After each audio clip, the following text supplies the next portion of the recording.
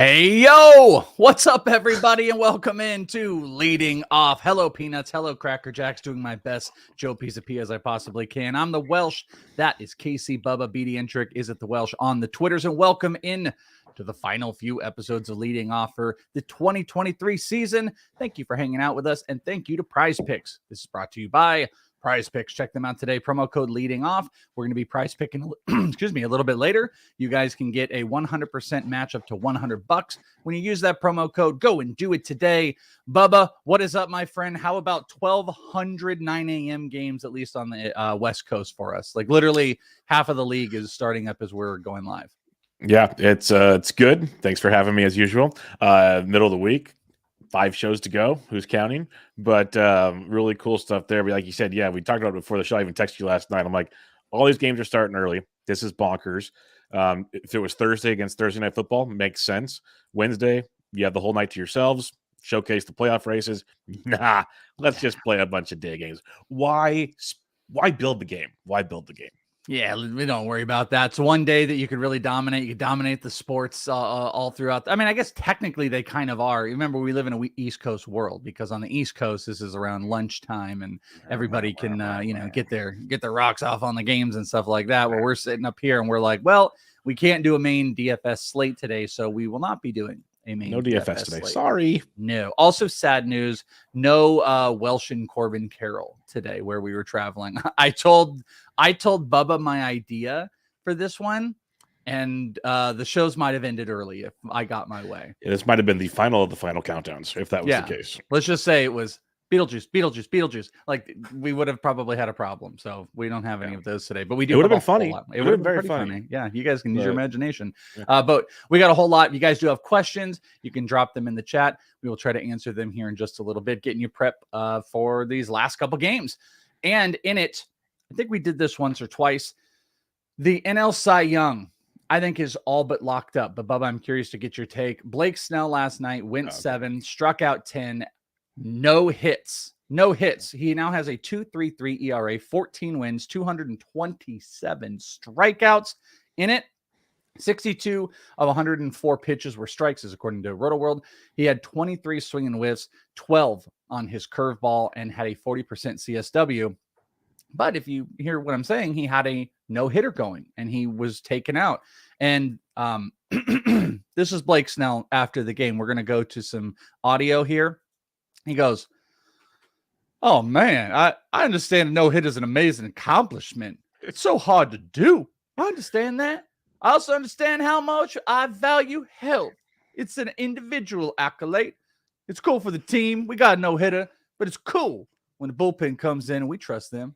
You know what I'm saying? Those were actually almost like 95%. Did he say "I do declare" in there somewhere? I did get a little like Mr. Beauregard. I was thinking surfer vibe when I think Blake Snell.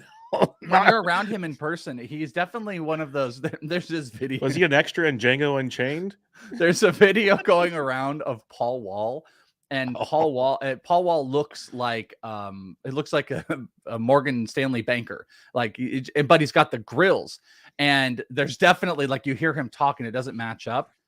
That's Blake Snell, like, in person. He's just like, man, this is crazy. Like, I don't care about your fantasy team. He goes, I understand it's a no hitter. Like, that guy, he is built differently because he's like, I literally was reading his quote, by the way. He's like, I understand it's an amazing accomplishment, but he's like, I don't think I could have gone there. I value health. I think what he's also saying under the surface, he values out money. I got to get paid. He's going to get paid because he's a free agent after this year, and he's going to lock up this Cy Young award. The 2 guys that were there were the Justin Steele stuff. That's fine. Justin Steele's had an amazing season. No, he's got like 60 less strikeouts, 2 more wins. Blake Snell's a better ERA. And then obviously Strider. Strider's got all the strikeouts in the world, but I think he's got close to a 4 ERA. We're going to talk about him. So are you with me? This is clearly Blake Snell. Oh, I've been saying that for a while, but it was amazing theater in a world where there's the 3rd wild card team races and all these other things. Strider goes out there. He's been struggling a ton lately. Goes out on the East Coast, earlier starter. Philadelphia deals, strikes out like 12 or something. Looks amazing. Gets back on track, starting to get some vibes. Okay, maybe we're back on the Strider Cy Young situation. Yeah. Then Snell takes the stage. and just is filthy. And I know JP in the chat says 4 walks. Snell's been doing that the whole season, and he's still been the best pitcher in the National League. The ERA, because he doesn't let anybody hit the baseball. That's the beauty. He's been selectively walking people is what it feels like. He's painting. He's dealing when he has to like attack the zone. The strikeouts, the no-hit stuff was great. Then I thought it was awesome. So we see that on Tuesday, and then a little Wednesday afternoon, Justin Steele gets to make his talk, and that's fun. Like I agree, it's the Snell show, but I think it's Snell, Steele, Strider, which people get very annoyed with me on. I think Steele. Oh, that Strider's like in third in this list. Third. Strider's been amazing. The strikeouts are great, but the volatility is not Cy Young-esque right now. Yeah, I mean, like I guess for some reason I thought Strider's walk per 9 was higher. It is pretty alarming. Yeah, I mean, Snell's walk per 9 is double what Strider has, but there also might be an element of like how ridiculously crazy that is. Snell has a 5 walk per 9, but an almost 12 K per 9. Strider has a 13.81 per 9 K, and then a 2.76 walk per 9. But he's got an ERA that's 1.5 runs higher. And then Steele's kind of the in the middle guy. The problem is like, 2.73 ERA. It's great. He has 16 wins. He's in the middle of the wins between them. He's got the lowest walk rate, but he's also got an under 9K per 9. Like you can make the case. I don't mean to be dismissive of Steele. Like he's not deserving of being one of the best pitchers. And I 100% traded him away at the beginning of the year, and I'm salty about it. But like, I don't know. I think it's sometimes the bigger, flashier numbers kind of jump out to you. And the funny enough, I think the thing that works in favor of Strider so much is how dominant the Braves are, and them being in the playoffs. It's something that could help Steele a little bit. I mean, Snell will be. Everybody hates it. Everybody gets so mad when there's a guy who's so dominant for a team that are a bunch of losers and don't make the playoffs. And that's what the 100%. Padres are going to be. But I don't know. I mean, Snell drops off another one of the when you pretty much probably throw at home your second to last start of the year, yep. a theoretical no-hitter, and you just don't finish it out. Like that's a pretty good ending to the year with a almost sub 2 ERA. Yeah. I think he's got it locked up. Next week, Snell gets at the Giants and at the White Sox if he wants to put the cherries on top. Yeah, your last home start, bam, you throw a 7-inning no-hitter, and then you've got 2 really great starts to end out the year. Anything could happen. I mean, listen, I guess if Steele got to 19 wins and keeps the ERA, and then the other 2 get blown up, maybe there's a little bit of a change, but I kind of think it's done. I guess Steele gets the Pirates at home today, and the next week at Atlanta, at Milwaukee. It's a little bit tougher. It's a little bit tougher. Yeah, that Atlanta start could be the really telltale sign on that one. And I think it's the fun thing about this is like this is the spot where things are not locked up. It hasn't been locked up. There's been some parity around MVP races that are pretty much done. So for the most part, Rookie of the Year is pretty much in the bags. But yeah, you got this race, which is pretty interesting. It should be Snell, which is crazy to think about when you talk about Blake Snell. This is a guy that basically is going to win his second Cy Young, two Cy Youngs for Blake Snell. And he's a guy that we've had horrific seasons in fantasy where people are like, I don't trust him, never going to take him again. Then you get some analysts that go, well, we know the ceiling is a Cy Young, and he's getting drafted here. Is it worth the gamble? Some say yes, some say no. This year it was. It'll be fun to see how it goes next year. We've been out of the trade videos for some time, but my small little victory lap was Blake Snell made it into at least 2 of them to buy at the very, very beginning of the season. There was a rough patch in there though. So you may not, and I kind of even was like, oh boy, this might not work, but he definitely was one of those identifiers. So hopefully you locked it in. Speaking of awards, Ronald Acuna, 2 homers, now has 39 homers, 67 stolen bases. Strider was wearing a shirt that was like, I think it said like 40-60. And then he said right after, he's like, well, this shirt is going to be completely irrelevant in a day or 2 because he's about to draw, or maybe it was 30-60 or something like that. Yeah, it was 30-60. He's at 38 homers now. Yeah, that's what it was because he's about to, and he knows exactly what this number is. Oh, yeah. He's hitting 40-70, which insane. Am I wrong? Insane. Is this the most dominant season since like Eric Davis had that crazy... Eric Davis, Ricky Henderson, those kind of seasons? This is break the world. It's for a fantasy football term. This is when you got to take LaDainian Tomlinson first overall, and it's just insanity what Acuna's doing. To top it off, just the best part about it, Acuna did all that last night on Tuesday night on Acuna bat flip bobblehead night. And by the way, Mm. one of the coolest bobbleheads I see, so I'm going to shamelessly say this. If there's any listeners that have an extra one or want to sell one, slide into the DMs. I will buy it from you. I will Hell pay for yes. shipping.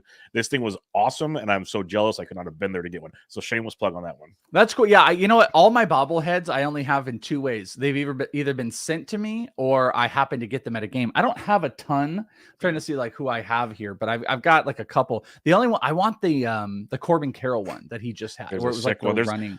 There's running so many one. good ones. I used to collect them. Like people would send me some, but for the most part, they're all Giants. They're all San Jose Giants because that's what I go and get. But there's so many. Like that'd be one dream I could have if I retire. But by that time, I plan on have a collection. Just drive and do bobblehead tours. Just because there's so many cool ones now. Yeah, actually, right here over my right shoulder, you can see this is the Luchador Ketel Marte. It's a little broken up. He lost his cape, but it's the Luchador Ketel Marte. So those are, yeah, that'll be a great one. That'll be fun.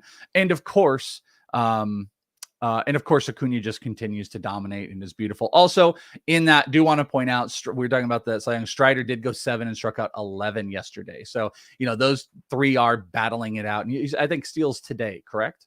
Yes. Okay, so Steele's got to make his case, as you said, for the three of these guys, but I think it's kind of locked up. We also found out that Shohei Ohtani, we knew he packed up his bags, he left. Well, he officially had surgery yesterday, so the surgery happened, and it was quoted that he is fully expected at the beginning of the year to be hitting and pitching in 2025.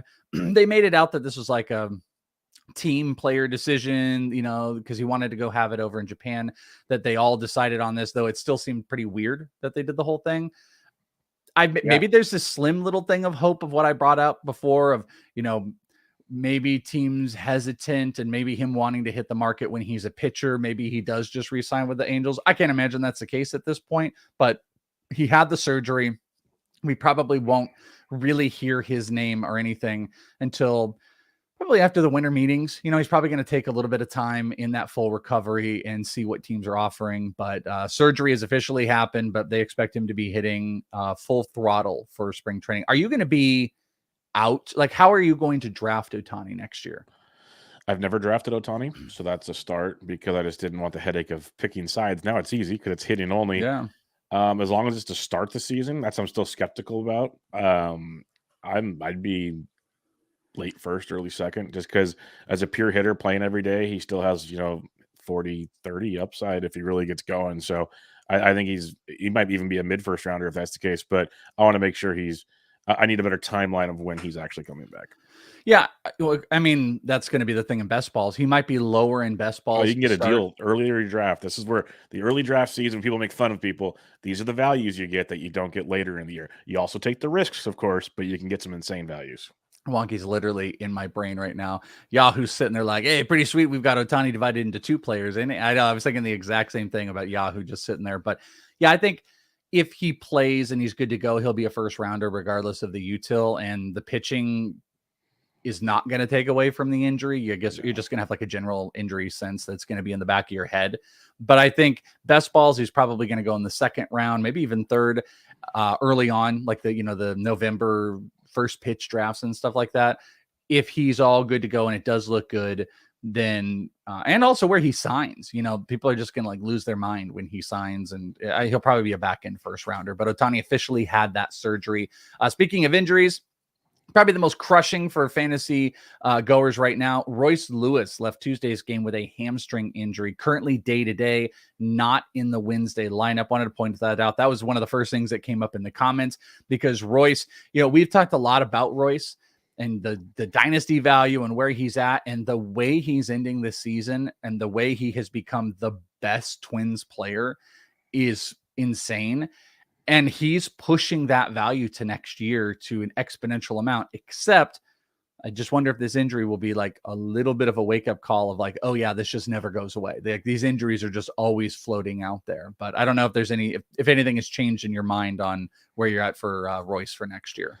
No, I still love him a lot. He's going to be one of those big-time gambles, has like a Jazz Chisholm vibe to it. Like, the ceiling's ridiculous, but man, can you just stay on the stinking field?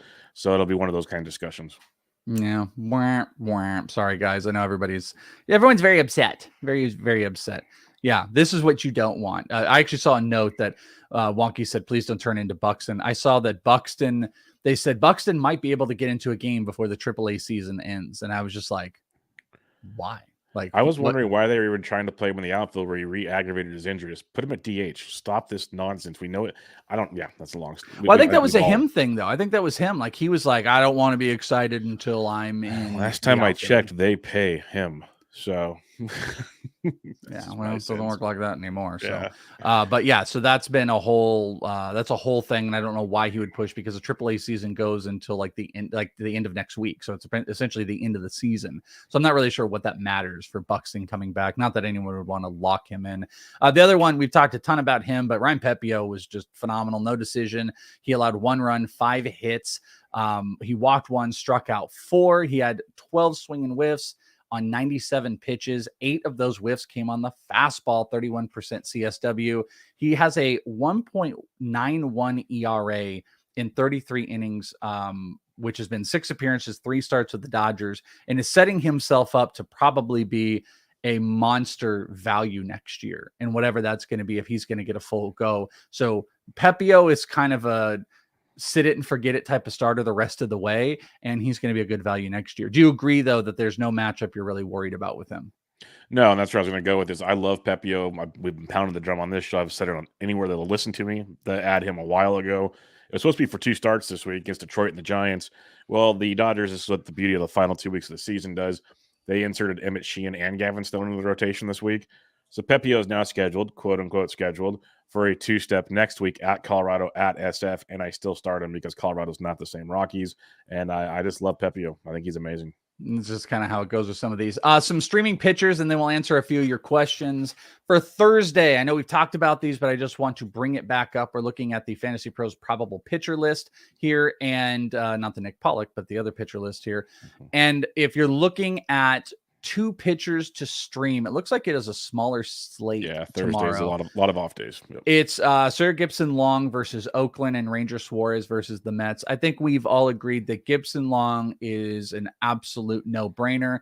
There is a little baby bit about like hugging your ratios and being maybe a little bit scared, but I think, I don't know, we've hit on some good streamers over the last couple of days. I think this is one. I think this is kind of if you're going to dip your toe in the market, this is the one that you do, correct? Yeah, Gibson Long, you roll the dice, you see what happens. All these pitchers get blown up at any given time. So yeah, play your Gibson Long. And then what about Ranger? Would you be comfortable with Ranger Suarez against the Mets?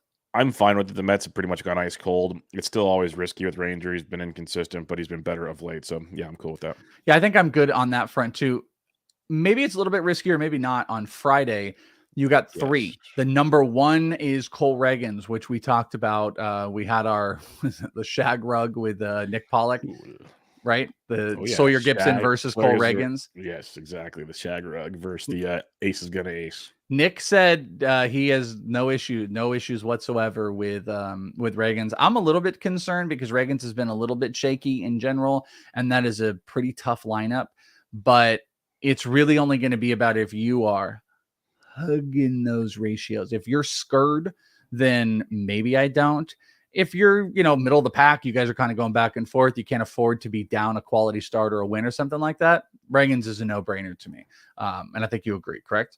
100%. You just keep starting your studs. So how about this? Cole Reagans or Kyle Hendricks, who also is someone that's sitting out there available at home against the Rockies. I had a Kyle Hendricks question in the Discord today, and I think he's a very good floor play. The ceiling is not as high as a Cole Reagans, so it depends. If you need strikeouts, you're going Cole Reagans. But if you're trying to hug ratios, are you probably go Kyle Hendricks? You probably go Kyle Hendricks because he could also go longer in the game if he's going longer, the ratios are even better. So you got to play that game.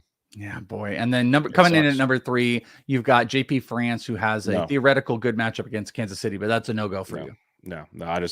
Kansas City's that team where they might suck for 5 days and then they blow up. They did it against Logan Allen, who KC's one of the worst teams against lefties over like the last month and a half, and they destroyed Logan Allen on Tuesday. JP France is nothing special. He'll have his great starts, but his blowups are Chernobyl-like blowups. Just nothing. It felt like you're writing a Taylor Swift song. You're like, JP France is nothing If special. I could hang out with Travis Kelce, I would. I said, you JP France, you did your poo. All right, sorry. Dun, dun, dun, dun, dun. That's the only one that I know in my head. It's just on the radio. It's stupid. Also on the rookie lookie, Alexander Canario, 2 for 4 RBI, grand slam, first homer. And the word on the street still is, I kind of think they're not going to, is Alexander Canario is going to go to the fall league, even after all of this major league time. Man. He does need more ABs, so that's why they would do it. But major leagues all the way to the fall league roster's still not out for the fall league, which is nuts. It should be insane. Friday. Literally, they report what in like 2 weeks, maybe. They report. Let me see. In 6 days. That's what I was saying. It's like it's almost the end of the month. They gotta be in Arizona. They all know though. Well, they know where they're going. It's literally a game of who's going to break the ice first. I bet. Behind the scenes, yesterday it was. Oh man, there's some not good rosters out there, by the way. So like the Brewers have announced their players. I'm forgetting the team. Cubs have announced theirs. The White Sox have announced theirs. There's another one that announced theirs yesterday. I'm completely forgetting who it is right now. So there are some teams. There's a lot of not good prospects so far that are being named, but it'll drop on Friday. We'll see. Hopefully it's going to be beautiful and pretty, and I don't know if it will be. A couple listener questions, not a ton from you guys. Replacing Royce for the rest of the week. Jake Rogers, Nolan Jones, or Ryan O'Hearn. It's the most Nolan Jones it's ever been.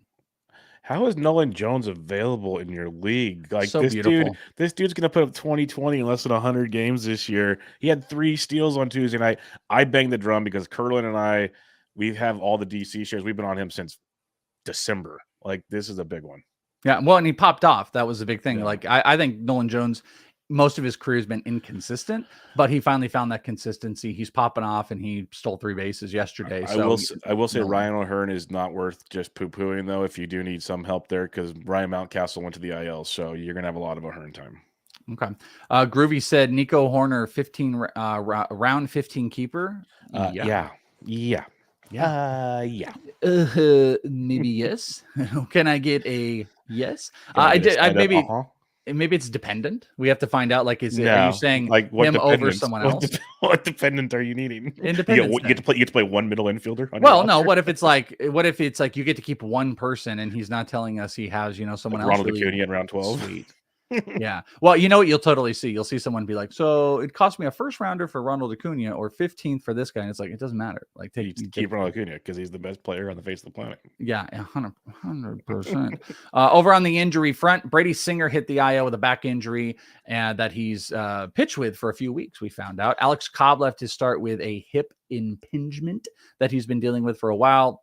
Probably going to shut him down. This is shutdown season. Yusei Kikuchi left Tuesday's start with cramps. Okay, but expects to make next start. Got to get that Gatorade. Shane Bieber threw a bullpen on Tuesday. Could return to the Guardians this weekend. He's scheduled to start on Friday right now. You going to trust that?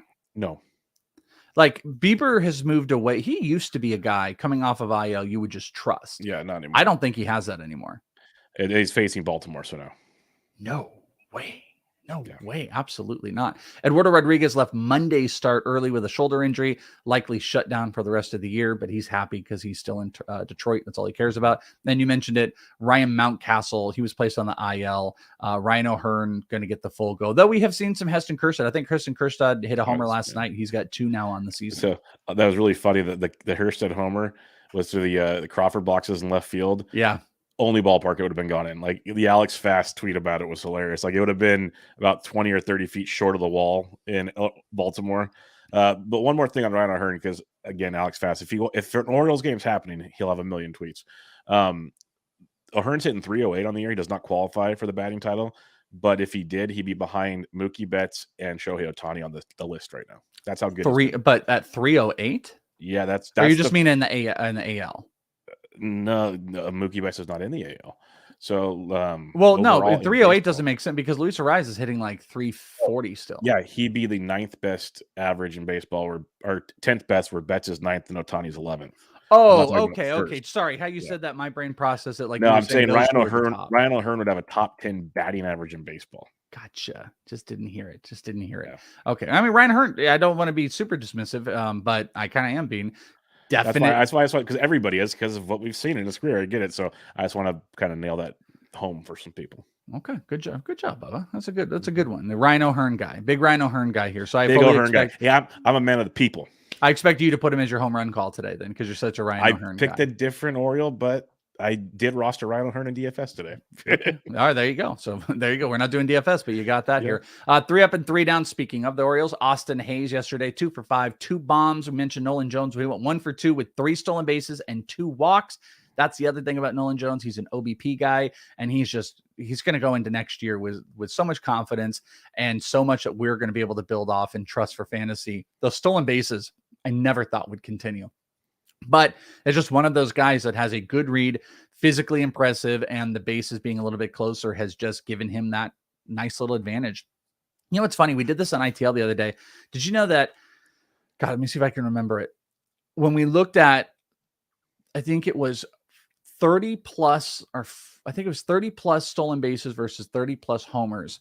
There were 6 players with 30 or more stolen bases, only 4 with 30 or more homers. Maybe it was 40. Maybe the number is 40.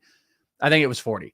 So 4 players with 40 or more homers, 6 players with 40 or more stolen bases. But when we moved, and so, we were kind of building in like, hey, homers might be something you need to really start picking. But when you moved it down to 25, there were like 18 players with 25 or more stolen bases, but 45 players with 25 or more homers.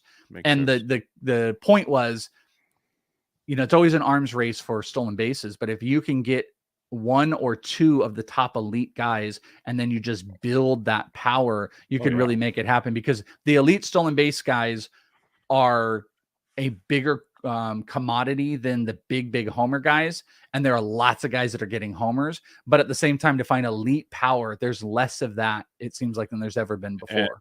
And at the same time, then you'd have to maximize your 25 home run guys, which is harder to do because, positionals and everything. That's something I preach going into this season, because I've always had a problem with home runs. So I made a point for the Olsons and the Alonsos early. I'm like, I'll get steals elsewhere. I'll figure it out. I want that elite power bat, and the leagues where I could pull that off, it's been a game changer, obviously. I've always been really big too on like just building. Like, just because I got, a lot of people will be like, oh, hey, I got my big stolen base guy, I'll move on. It's like, no, just build from that strength. Continue. And see, that's something I have to relook at this year, because I am destroying stolen bases in most of my leagues. Like, I have way too many stolen bases in some of my leagues, so I need to figure out how to kind of avert that to maybe attack power differently. And that's the beauty of the offseason stuff we talk about. But exactly, kind of to hit on what you're talking about, I want to mention one thing in the chat. Sorry to interrupt, but Michael Impo said, "Is Royce officially done or waiting on MRI?"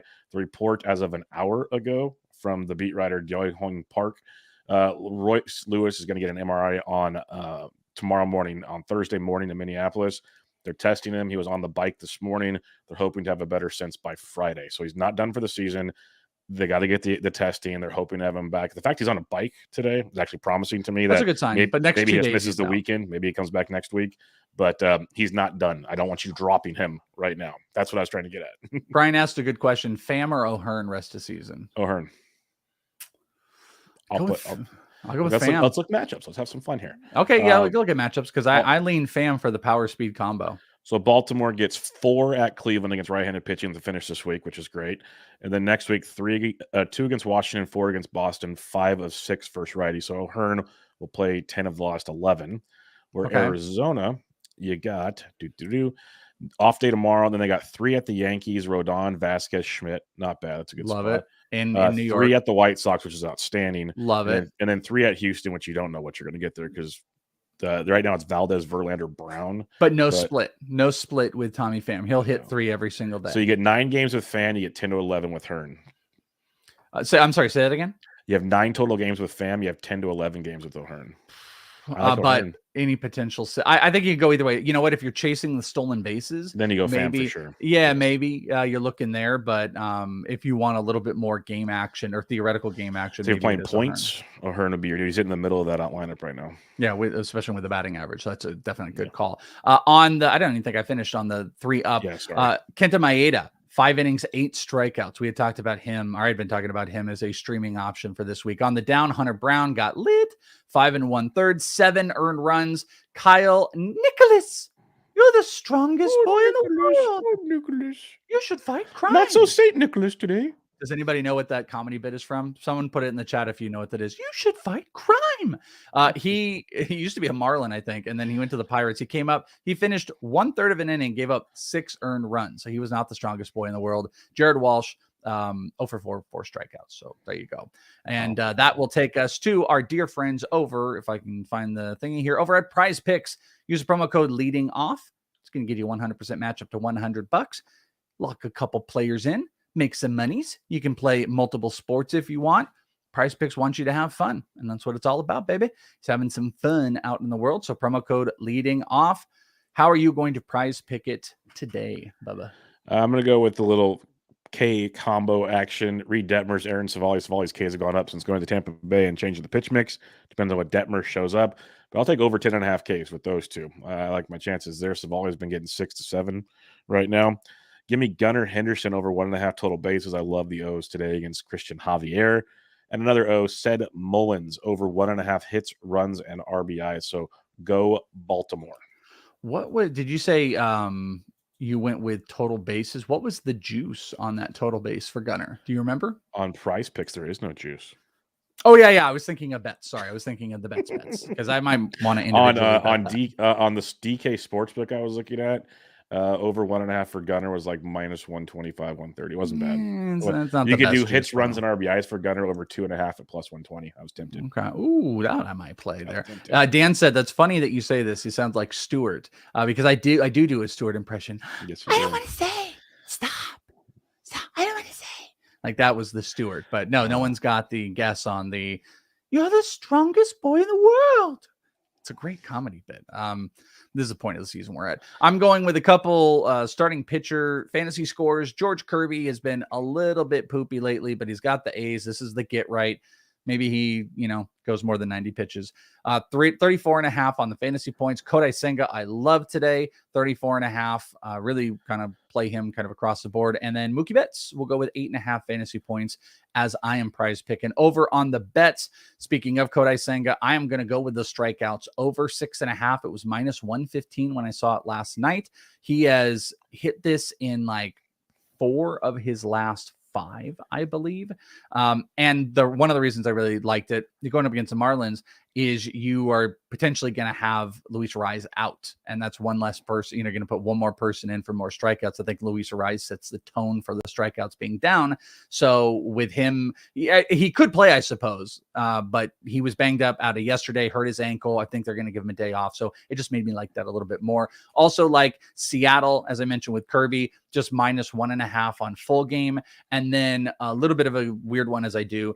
Yankees, Toronto, first 3 innings, 2.5 under at minus 135 because I like Michael Young and you got Kevin Gossman. And I really like Michael Young. I'm going to like him a lot going into the offseason. Michael King. I'm sorry, Michael. I like Michael Young too with the Rangers. Yeah. But yeah, Michael King under 2.5 runs through the first 3 innings. Those are my 3 big bets here. What do you got?